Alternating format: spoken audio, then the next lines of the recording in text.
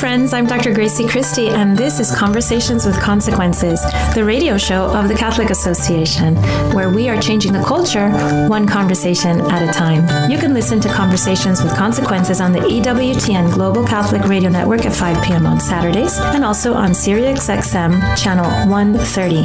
If you want to listen to our show as a podcast, go directly to your favorite platform or to thecatholicassociation.org/podcasts. I'm your hostess, Dr. Grazie Christie, and I can't believe that this is the next to last show of the year. It's been a really long year for all of us with COVID. Some of us have had it harder than others, but I think all of us have had it pretty hard. I'm sort of glad that it's coming to an end. We have our wonderful Christmas to look forward to. Wonderful always, not because of what we can expect materially or even these days, can we even expect to be with the people that we love? But wonderful because it is the memorial of the celebration of the incarnation of our Lord, the act by which he assumed everything that troubles us, even our sin, and then took it up to heaven and swallowed it with love. This is our wonderful celebration. It's Christmas, and I'm hoping to really concentrate on that and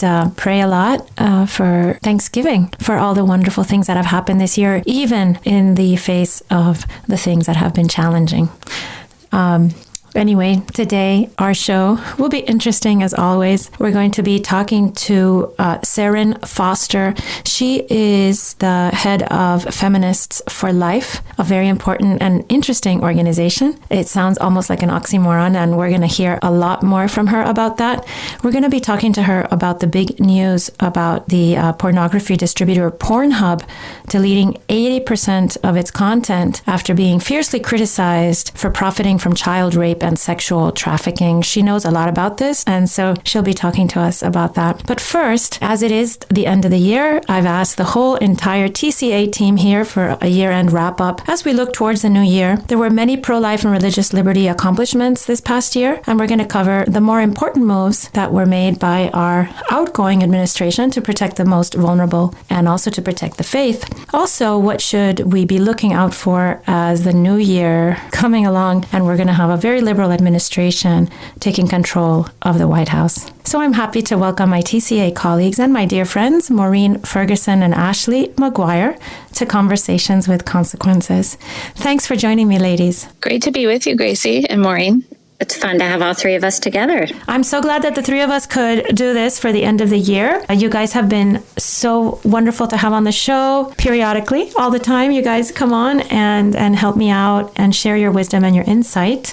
Both of you have so much of that wisdom and insight, and from different perspectives. So it's wonderful to have that on the show with us. Well, I'm really looking forward to looking back at this past year. It's been the most unusual year for so many different reasons, but we're in a transition here in Washington. So many things to talk about, so many things to reflect on about the last 4 years. I think one of my biggest takeaways the last 4 years in terms of the Trump administration is the appointment of Amy Coney Barrett to the Supreme Court. Her appointment to the court will have been one of the most significant things, I think, of this whole administration, certainly of the past year. But the impact of having someone like her on the Supreme Court, someone who's so grounded in solid constitutional theory, of course, but so grounded in an understanding of the human person that is so true, so beautiful. I think that's really going to resound for generations. And not just on the abortion issue, but end of life issues. We've already seen the impact of her presence on the court on religious liberty cases involving all these pandemic restrictions on churches that are unjust and unfair and arbitrary. So we'll feel the impact of her presence on the Supreme Court for many years to come. What means a lot to me about her, I know so many people, and of course this is reflected across the country for millions of people, I think, for millions of Americans, that people voted for Donald Trump, many of them, because of his power to put constitutionalists, and he really came through for these people.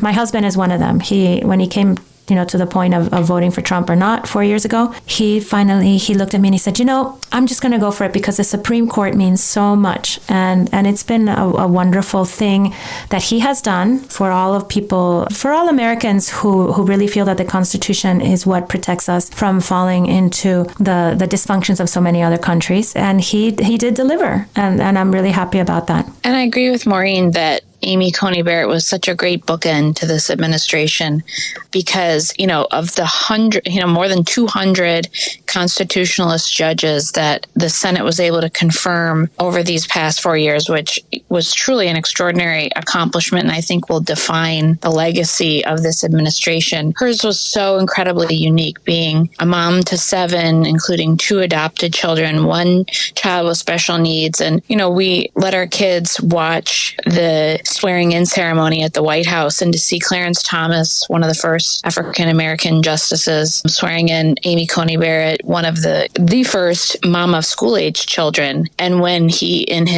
when President Trump turned to the camera and said something to the effect of, to America's children, you can accomplish anything, that was really moving. My kids were really sort of wrapped with attention. And I thought it was a nice way to close out such a difficult year for everybody, including children, this sort of optimistic message that I think truly, even with everything that's gone on this last year, this idea of the American dream is still sort of flickering there. And that confirmation really sort of excited the imagination of a lot of, I think, American women who, saw a lot of themselves in Amy Coney Barrett. And on that note, the fact that in these days when feminism has come to mean big sense, in the way most people think about it, something sort of angry and vulgar, and very much in this narrow range where pro-life women are not welcome, where women who really enjoy their femininity, their marriage, having a lot of children and filling that role that we feel so beautifully at home, in a year like that, because that is the truth of the culture that we live in, a year like that, to have Amy Coney Barrett, a woman who does both things so beautifully,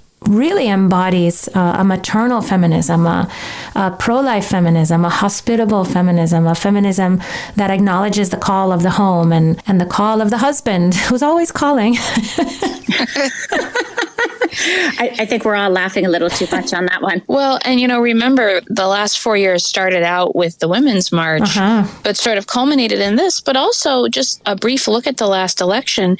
I think lost in so much of the sort of meta conversation about the election has been the fact that it was a record year for pro-life women. I've lost track of how many new pro-life women were elected to the House. I think it's something like 16. A lot of them are young women. They're minority women. They're from all over the country. And so we sort of started out feeling like pro-life women were sort of marginalized from the broader conversation about feminism. But in fact, now the last election was a real triumph for pro-life women. That's true. This really was it could have been called the year of the pro-life woman, with Amy Coney Barrett at the top of the list there. But yes, it was, I think, 16, or there were still a few races still to be counted. It might even be 17 new pro-life women in the House of Representatives. And the Senate has several pro-life women now, which is really new and exciting development. And just to perhaps tick through some of the pro-life policies, not only of the past year, but of the past 4 years, just to run through, to remind people of the incredible advancements of the pro-life cause. When the administration first came in, they reinstated the Mexico City policy, which prevents our government from using our foreign aid dollars to promote abortion as a method of family planning overseas. The Mexico City policy was actually expanded to cover more than $8 billion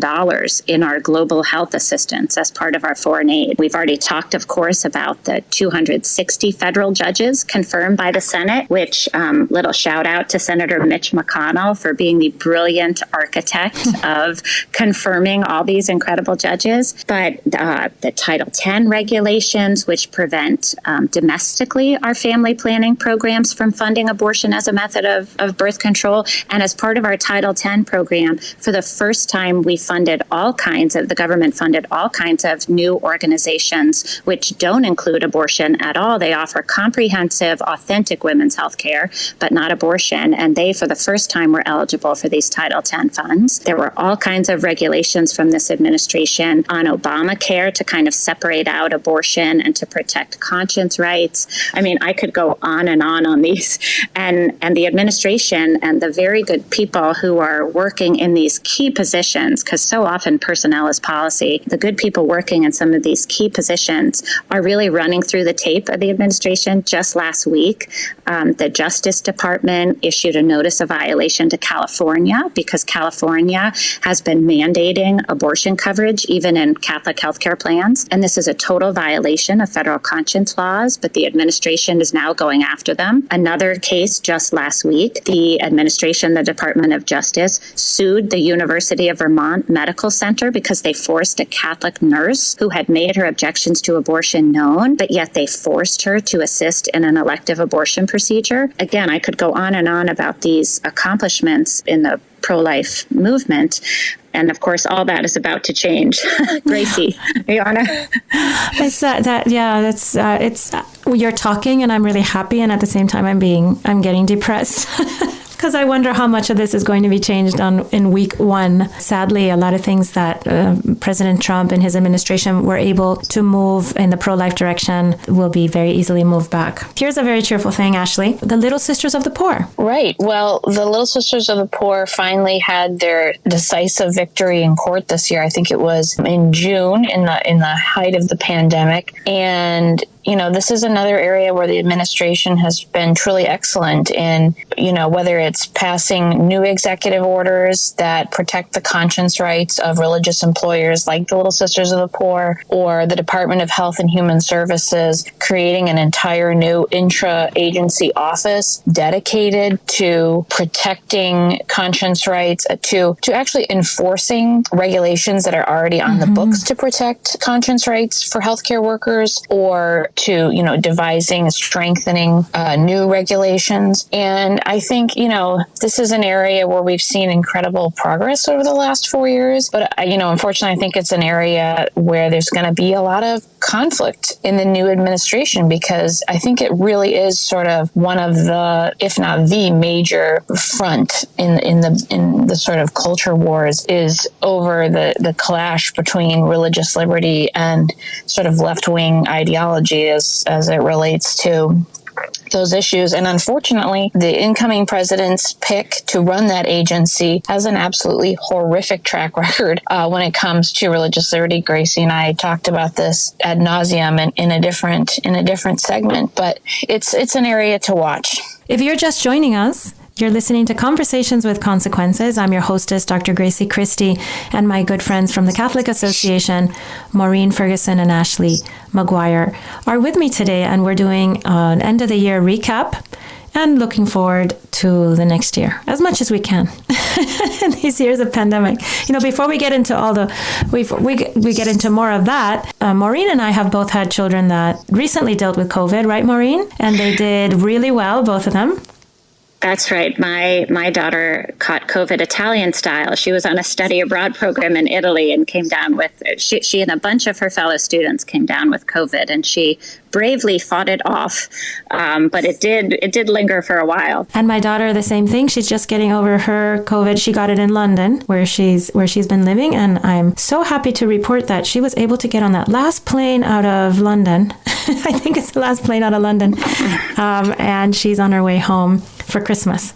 So that's really great. I don't know if that's going to be possible. The effect of COVID on schools is I think it's one of the most underreported COVID stories of the year. One of the most underreported stories in general. What has happened with our nation's schools, the Catholic schools, in contrast to the public schools, and I know Ashley will have a lot to say about this, but I think the story of Catholic schools in this past year has been one of the most significant and underreported stories of the year. People on the left played politics with this issue. Really, I think it's a national scandal because, after the shutdowns in the spring, when it was so clear that distance learning was completely failing our children, despite the best attempts of good people to make it work, over the summer, all the science showed clearly that schools could reopen in the fall safely. The American Academy of Pediatrics recommended they reopen. But of course, as soon as President Trump tweeted that the school should be reopened in the fall, there was this reflexive knee-jerk reaction on the left. And all of a sudden, the left and the teachers' unions really refused to return the teachers to the classroom. And they played politics with kids. And tragically, so many public schools never reopened this fall, leaving these kids to this totally inadequate system that's totally failing them. And predictably, all kinds of statistics are coming in now about the damage that's causing. And meanwhile, almost every Catholic school in the country, took the mantra of John Paul II, be not afraid. They made all sorts of accommodations to reopen safely according to CDC guidelines, but they reopened in person. And it's a smashing success story, really. I know Ashley has a lot to say about that because she's been working on that issue a lot. Very fired up. Yeah, no, I think if this isn't the year of the pro-life woman, then it's the year of the Catholic school teacher. I think it's really highlighted for Americans how unique Catholic schools are in their authentic commitment to education, as evidenced by the fact that they basically all opened and they fought to open. They took the complete opposite approach of the teachers' unions who fought to stay closed, and they fought to open.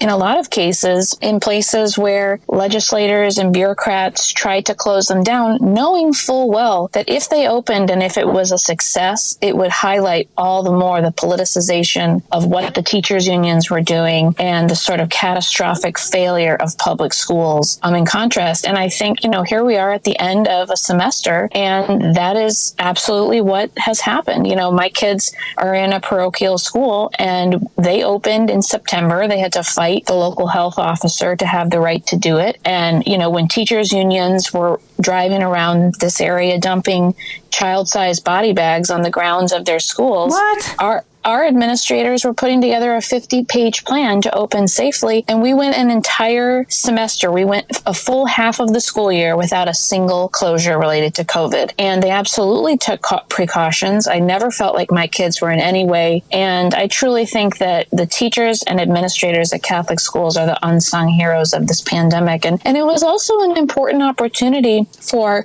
Catholics to remind the country that Catholic schools are incredibly unique in that they serve overwhelmingly low-income populations. 40% of Catholic schools are in the inner city. They provide a stellar education. They boast graduation rates and test score rates and college matriculation rates that, shame the public schools, and they do it on often a fraction of the budget that the public schools are doing. So it really, not only did it sort of expose the teachers' unions, but it also exposed this idea that, throwing money at education is what solves the problem, that it really requires a much deeper commitment to education and an understanding of what education actually is. So President-elect Biden has said he wants to open schools in the first 100 days of office, which is just such total weak sauce. Yeah, for next year. That's late spring, and I say good luck to him. But if he wants to do that, what he ought to do is bring in the superintendents of Catholic schools and sit down with them and say, "What did you do? How did you do it?" And also, if he's following the science, Dr. Fauci has said, close the bars and open the schools. The science has always been clear on this. What makes me sad is that school choice is such an important issue, and our schools, our Catholic schools, they were such a beautiful, shining example of why it's important for parents to have choice. So we have this issue of school choice, and amazing that, we pour as a society so many billions of dollars into education and then end up giving most of the children who go to public school a very faulty product that doesn't. And imagine the ones who need it the most are the ones who receive the worst schooling, the worst education, and the worst neighborhoods. So how sad that that is true. That I think we can pretty much be sure that a President-elect Joe Biden administration will not be a friend to school choice. And children will, as far as he's concerned and his administration, will continue to be consigned to these failure academies. I think for the coming year, education and Catholic education in particular is something to really keep an eye on for all of us to find ways to think about how we can support Catholic education. I mean, we are at a real transition point a real pivot point in the country with the election.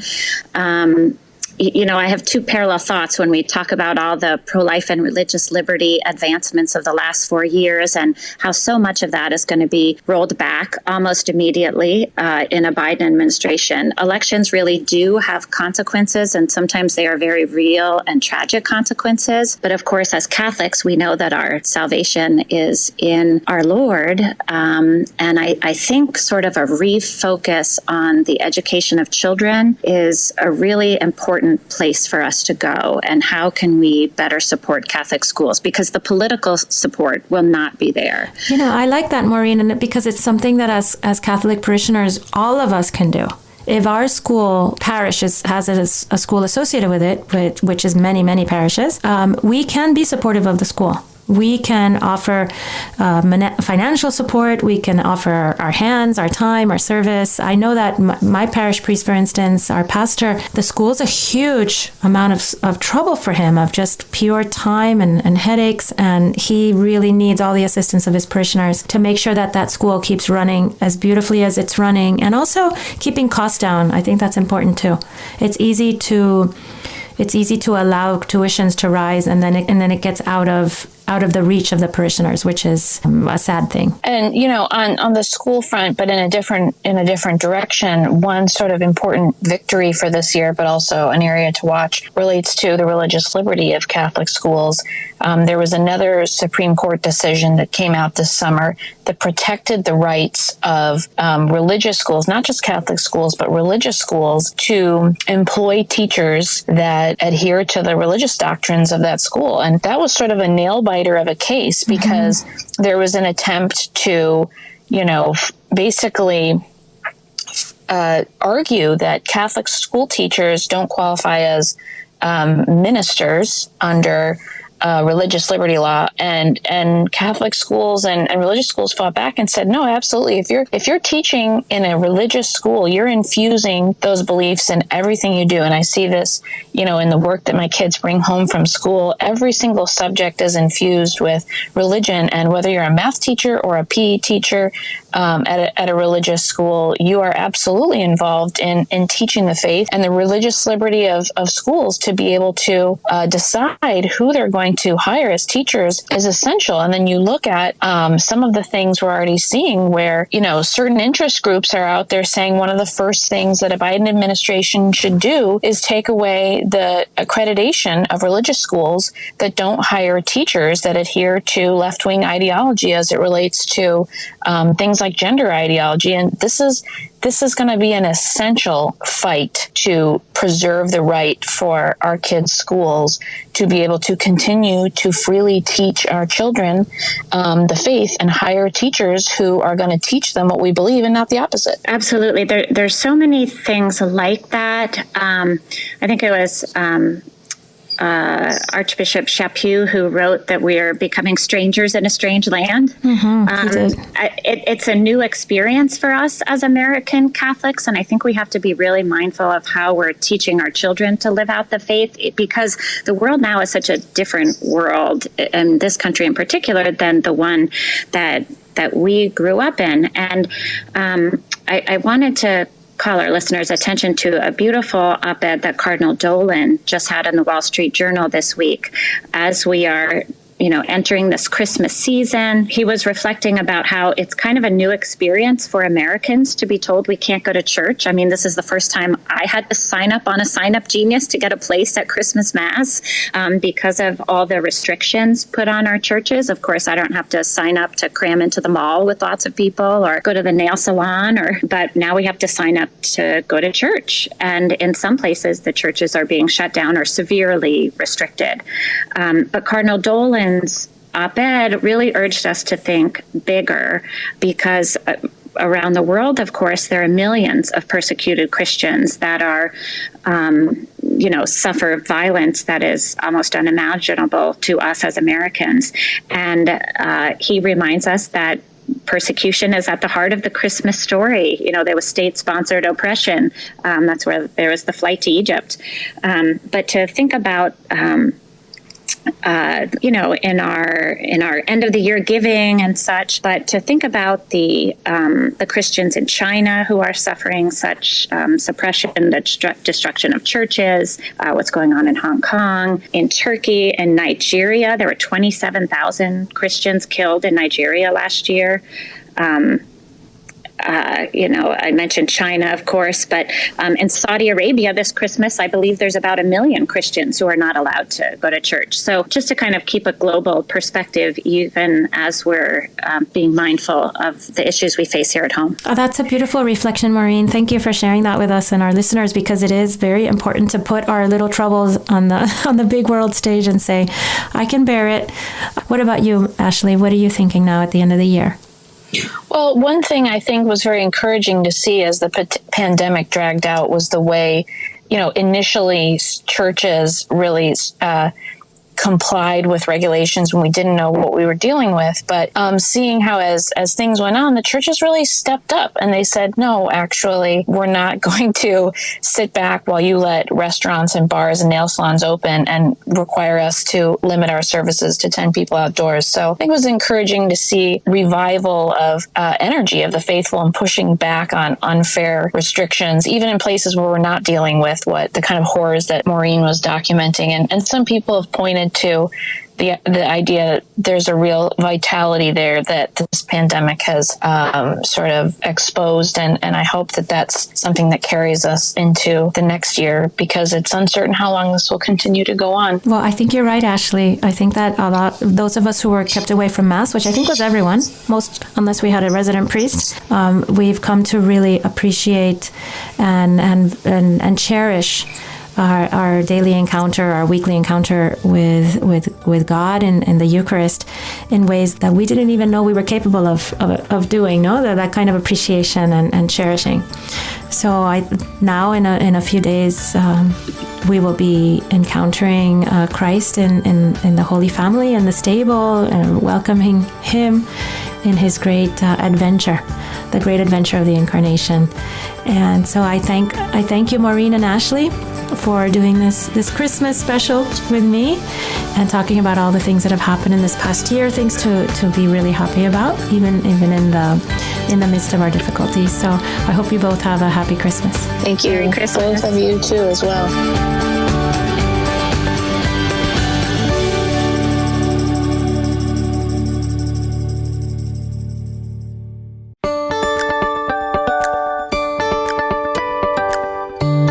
Welcome back to Conversations with Consequences. I'm your hostess, Dr. Grazie Christie. In this segment, I'm happy to have with me now the one and only Serrin Foster of Feminists for Life. She's always doing important work on the front lines for the unborn and the exploited. Welcome to the show, Serrin. Thank you for having me, Chrissy. I'm just so pleased to be back on EWTN. Oh, wonderful. I'm glad. Well, you have so much to share with us, and I want to get to the Pornhub issue, which you know so much about. Right. But before we get there, could you tell us about your organization, Feminists for Life? It's fascinating, and we want to hear about it and what its aims are. Sure, Gracie. So Feminists for Life was founded a year before Roe v. Wade, and it was founded by women who saw that the abortion advocates in the movement were hijacking the feminist movement, the women's movement, which originally was about equality in the workplace, being able to go to different schools like men, and just to be able to achieve different things than the traditional, without throwing out the traditional. These women, the founders of Feminists for Life, became determined to try to reach out to now at an Ohio meeting, and at that meeting they passed out anti-abortion literature, and literally our co-founder Pat Goltz was basically excommunicated from now. They were asked to leave, or she was asked to leave rather. So no tolerance for that, even back in the 70s, the early 70s. So Feminists for Life was founded a year before Roe v. Wade, and so we specifically work on, as advocates and educators, to deal with the root causes that drive women to abortion. Everybody in the movement has different roles, whether it's post-abortion or pregnancy resources or different outreaches. For us, it's how do we systematically eliminate the reasons why any woman would approach an abortion clinic. So we want to go back farther. to a time when she will not even consider abortion, so that it becomes unthinkable for her. The way we do this is we have a college outreach program, and we work. We have a number of great speakers that goes to the campus. Or right now, obviously, we're doing things virtually, and we'll be at the Cardinal O'Connor conference. I'll be the guest speaker the night before, because they're going to do a week-long event from Georgetown to 850 students, which I bet will end up being 850 schools, because so many kids are going to be watching from home. And then we also have a pregnancy resource forum, which we started at Georgetown. We brought that program across the United States. It became part of law to deal with pregnancy resources on campus. It inspired that legislation. And we now have a website called Women Deserve Better. It's a help site. And we had, in this past year, we were very nimble, very quick to really address COVID as it relates to what the primary caretakers in the home need. Basically, women. They're taking care of their mothers,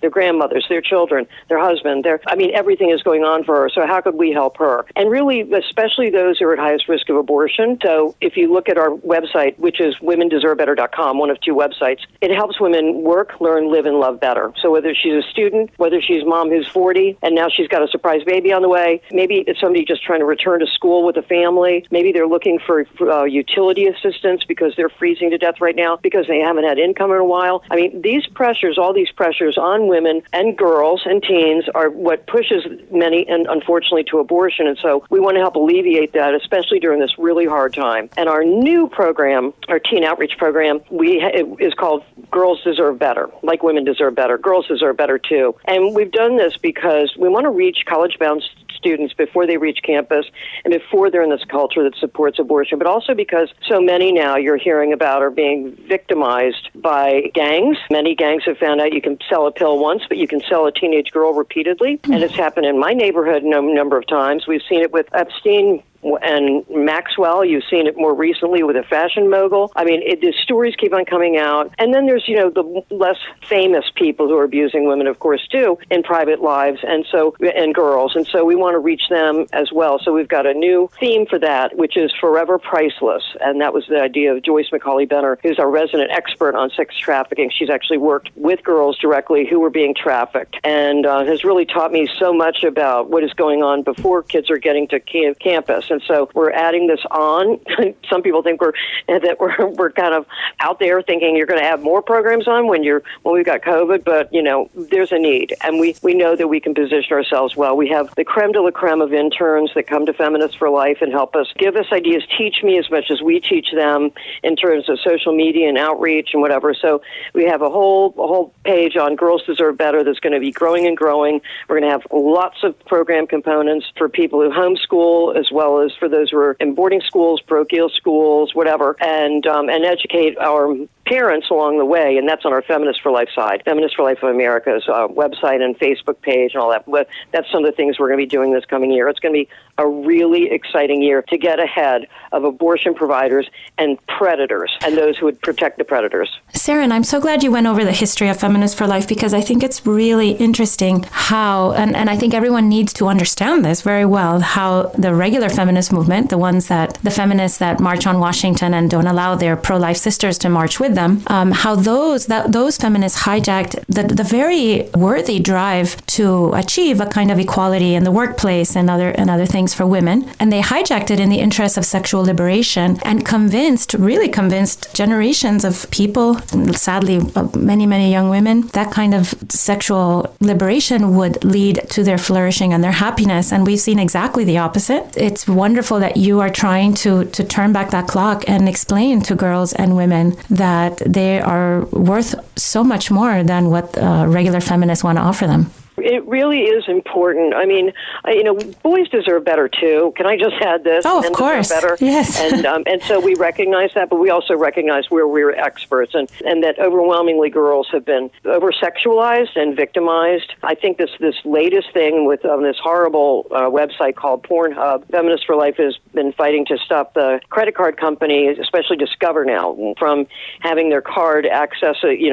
all this pornography. The images that these people were posting. People were posting it like somebody could post anything to YouTube, and people were posting the most vile things, gang rapes, child rape, women who were totally unconscious, and they would open their eyes and touch their eyeballs just to prove to men that they really weren't conscious when they were being raped. I mean, this is beyond the beyond. It is so scary, and I think, you know, we have a whole lot of girls who've been trapped in trafficking. You know, they do something stupid. A lot of guys now expect girls to give them nude pictures on Snapchat or you know, some other platform, and they do it once, and then they're being threatened. One girl was actually being threatened by other guys saying, well, if you don't do this, I'm going to tell your mom, so I want a new picture. Now there were like 500,000 of her pictures out there, and she can't get rid of them. And, you know, she ended up living on the street with her 3 dogs. She doesn't feel like transferring schools wouldn't do her any good because everybody sees her picture, evidently, and she didn't want to be recognized, so she worked at a fast food place, so she ended up on the street. Recently, there was a fundraiser for her when a New York Times story came out about this. But if anybody out there has a Discover card, I encourage them to contact Discover. They can email them. They have a little chat page, or call them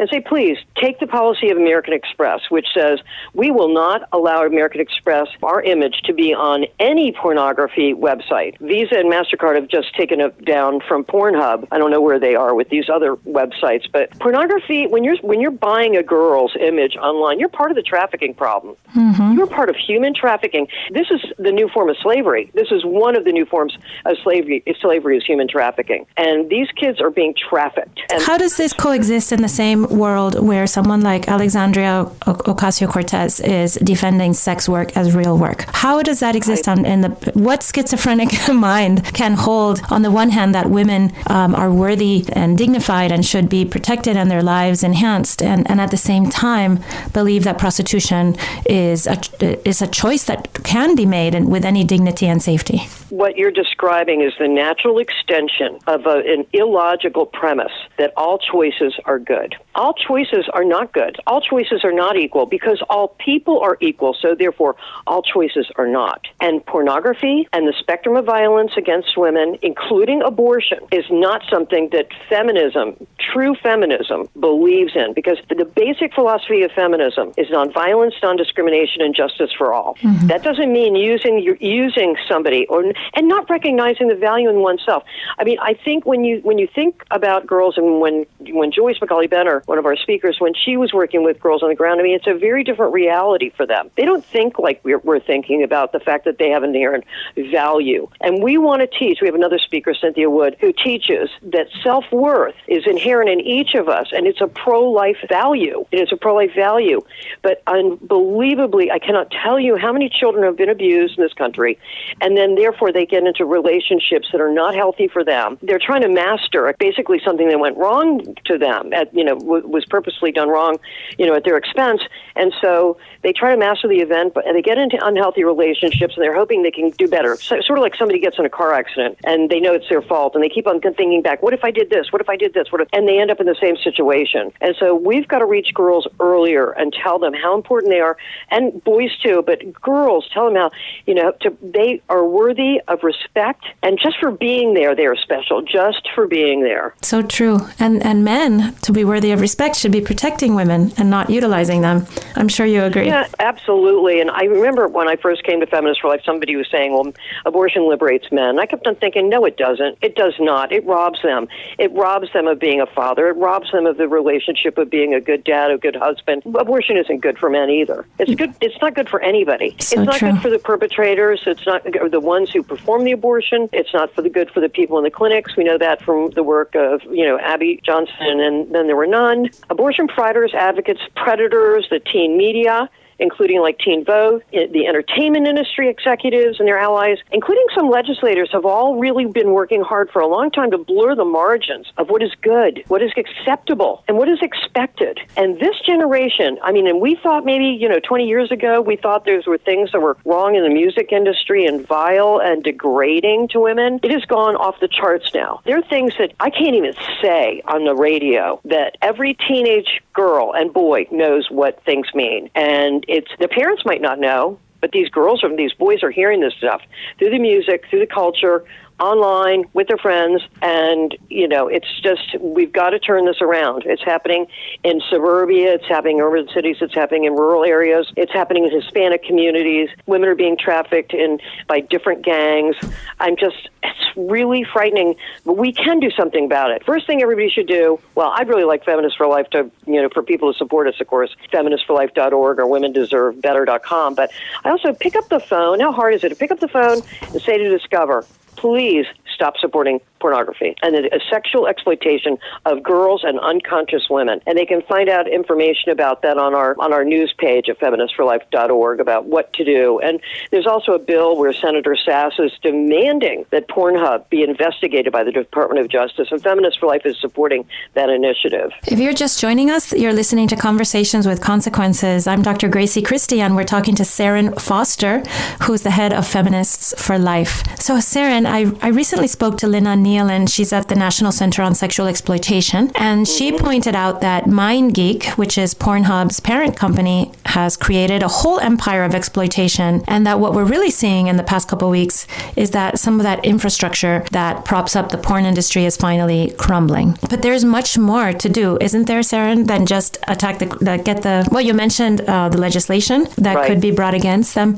But Serrin, what is Pornhub exactly for us, for me and my listeners that don't look at porn on the internet? Very, very, very large pornography website, and it has a huge number of followers, of people who go there and purchase the images of women who are exploited, and girls and teenage girls. And people will go searching, especially for younger girls. They'll look for rapes. Serrin, who uploads these images? Is it the women themselves, or are there these are pornographers and pimps who do this? Yes, it's the pornographers have been doing it. They're called film, people who are filming them. But it has been until recently, and this is a partial victory we feel that happened after Feminists for Life and the Center for Missing and Exploited Children have gone after Pornhub, that they've stopped allowing people to upload their own films. So that's and they've taken down the ones that were not put up by them. But they still have a bunch of other ones up there, and they don't know if some girl from Russia is really 18 years old. And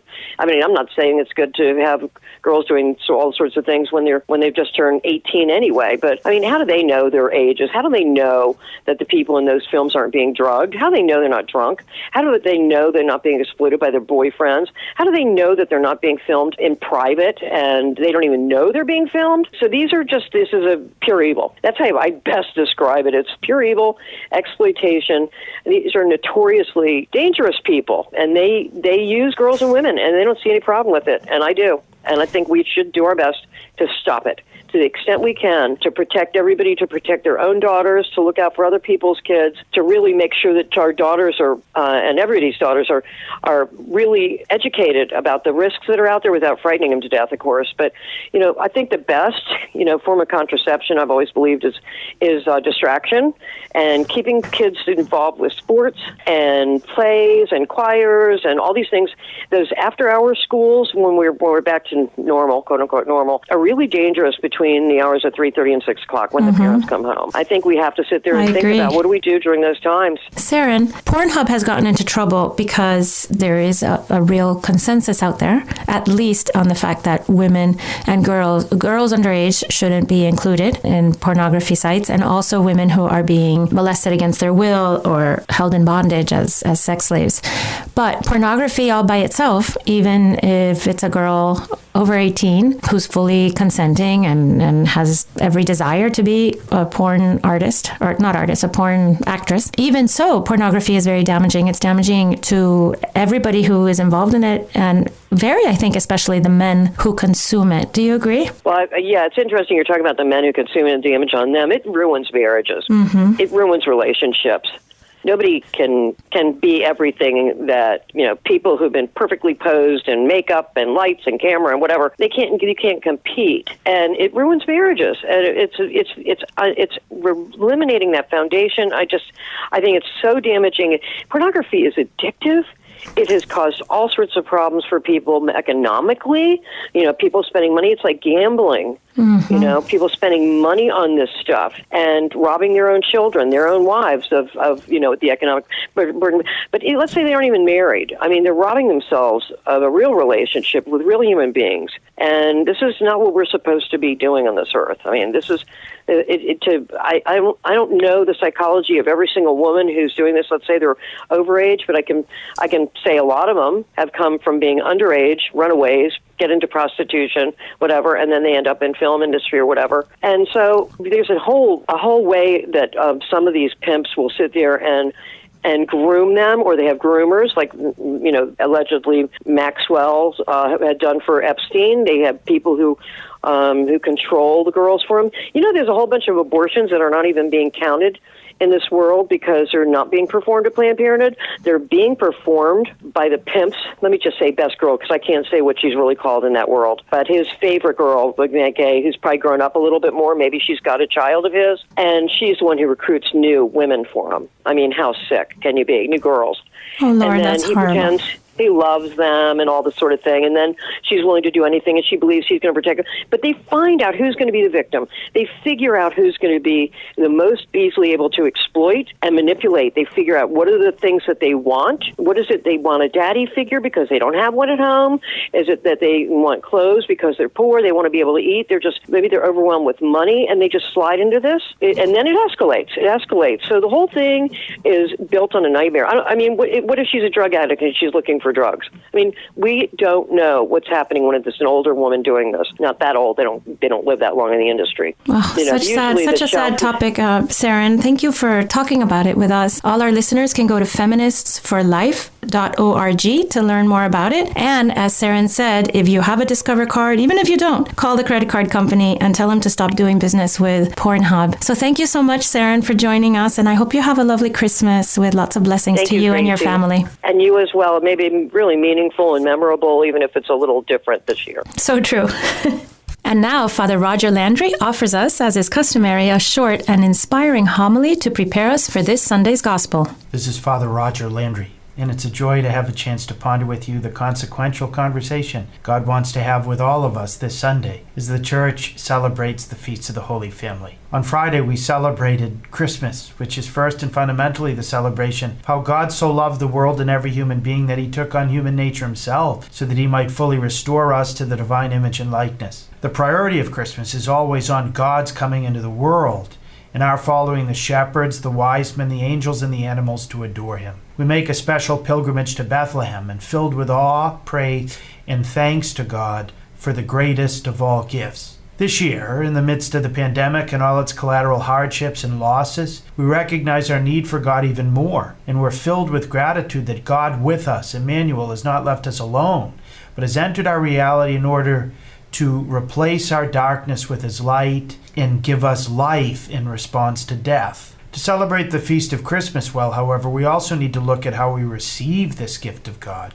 That's why the Church always has us celebrate the Solemnity of the Holy Family on the Sunday within the octave of Christmas, because we see in the Holy Family of Joseph and Mary how to respond to the gift of God, not just as individuals, but in the communion of our own family, of the family of the Church, and even more broadly, in the whole human family. It's highly significant that when the Son of God became man, when the Word became flesh, he chose to be conceived and born within a family of an already committed husband and wife. He didn't choose to come as a 30-year-old adult or a teen or an 80-year-old. He didn't choose to be born of a single mom or raised by 2 men or 2 women or some other arrangement. He chose to be born within a family precisely in order to redeem the family. The family is always in need of redemption. We see it with the first family of Adam and Eve, how the devil succeeded in separating husband and wife from God and from each other. We see the immediate consequence of the devil's work in the next generation when Cain slew his brother Abel. But the family is meant to be the world's greatest image of God as a communion of persons in love. And the devil, therefore, never ceases to go after the family. We see it in how Herod sent his henchmen to try to assassinate the baby Jesus, terrorizing not just the Holy Family, but all the families of ancient Bethlehem. Surveys across the globe have shown that the devil has been rather effective in his attack on the family. During the pandemic, while some families have had the beautiful opportunity to spend far more time together, not just enjoying simple familial moments, but also in prayer to God, many others have been attacked by the evil one, leading to much higher rates of divorce, domestic violence, and other problems. We can spend many homilies on the problems confronting the family today, but it's more important to consider how God wants to strengthen the family and the means He's provided. The Feast of the Holy Family allows us to reflect together on the purpose of the family, what it means to be a husband and father, a wife and mom, a child, or a brother and sister. The family has a purpose in God's plan. It's meant to be a school of love, a domestic church, a gift of God to help all the members of the family grow into the realization of who God created each of them to be. In the opening prayer of the Mass on the Feast of the Holy Family, we pray, O God, who were pleased to give us the shining example of the Holy Family, graciously grant that we may imitate them and practice in the virtues of family life and the bonds of charity. All of us can learn so much from the virtues and love of the Holy Family about how to make our families schools of love. Each family is called to be a holy family because holiness is the perfection of love. For family to be a school of love, it needs to model itself on the loving choice and priorities we see in the family of Joseph, Mary, and Jesus. When we look at the Holy Family, we see several crucial elements about what made it holy. First and foremost, Mary and Joseph were centered on Jesus, the living Son of God. Every family is called to center its life on Emmanuel, God with us. The family that does grows in holiness. The family that doesn't.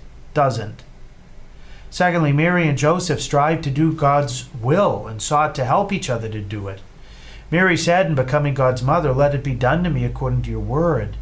Joseph was constantly faithfully obeying God through the angel to take Mary as his wife, to flee with Mary and Jesus into Egypt, to return from Egypt after Herod's death, and to go to Nazareth. Jesus' whole life is likewise a lesson in doing God's will. St. Luke tells us that Jesus was obedient to Mary and Joseph, growing in wisdom and understanding, and obedient to his heavenly Father even unto death on the cross, saying in the Garden of Gethsemane, "Not my will, Father, but yours be done." The Holy Family was holy because it always sought to do God's will. Every family that wants to be holy is called to help each other to do the same. Thirdly, and related to both of these, the Holy Family was holy because it prayed. We read in the Gospels that the three of them would go regularly to the temple on the major feast to pray. They would go to the synagogue at least every Sabbath. It was obvious that they also prayed a great deal at home because when Jesus was caught among the teachers in the temple at 12, he was already capable of amazing them with his questions. Jesus became familiar with sacred scripture according to his humanity because both Mary and Joseph taught him Hebrew, like all Jews, by reading sacred scripture and meditating upon it with him. Like any family that wants to be holy, that wants to be what God calls it to be, it has to pray. Both going up to the temple as a family and then at home from the earliest days.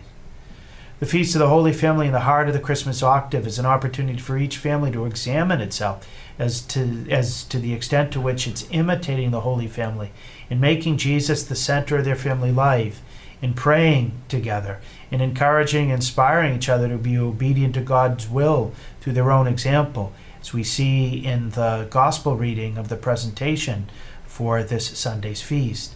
It's likewise a chance for us to look at our parishes and the church to see if we too are living these familial virtues, especially for those who are living alone, whose family members may have died or become estranged or living far away. Living this familial reality of the church with our brothers and sisters in Christ, within the love of the Blessed Mother whom Jesus gave us on Calvary as our mother, and in prayerful reliance on St. Joseph, all the more in this year of St. Joseph, recently proclaimed by Pope Francis. It becomes even more crucial. This Christmas, when because of the pandemic, many of us have not been able to get together with our family members like we're accustomed to, we've felt the need for the family even more. We've felt the need for our parish families and the familial nature of the church even more. We have all felt, most of us through the pain of deprivation, the connection God always intends between the celebration of Christmas and the family. We thank God for making us even more aware of this crucial connection. And we commit ourselves as we celebrate the Feast of the Holy Family to do all we can to respond to God's help to fortify our families and parishes so that we might center our life on Jesus, God with us, on doing His will together, and on praying as a family. To the crisis of the family that the world and the church face, God has given His solution. He has entered our family to redeem it. Let us come together as a family, the family Christ came to establish, to thank Him this Sunday. Merry Christmas. God bless you all. Thank you, Father Landry. To hear more from Father Landry, check out his website at catholicpreaching.com, and you can also catch his writings at EWTN's own National Catholic Register. A big thank you to all our listeners for joining us. I hope that this show was helpful. I hope that it gave you more peace and more hope and more joy, and you go with our prayers.